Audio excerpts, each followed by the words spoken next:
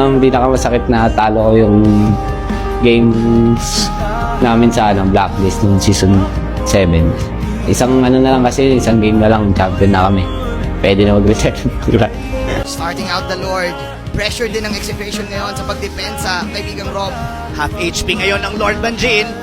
Mukhang susubukan talaga to ng Blacklist, pero Okay, si Chakno may target ngayon. Napakakunat na baka na to. Pero tuloy-tuloy lang. Wala na si Kelra! Kelra is down! Kelra is down! Oh my glove! Or maybe, oh my V!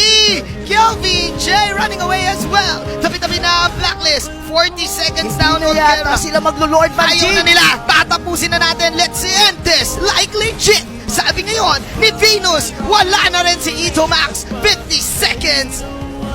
Downtown punches mula dito kay Wise and Blacklist International. Ito na ang pailaw muli ng Estes ni Venus. KelVJ!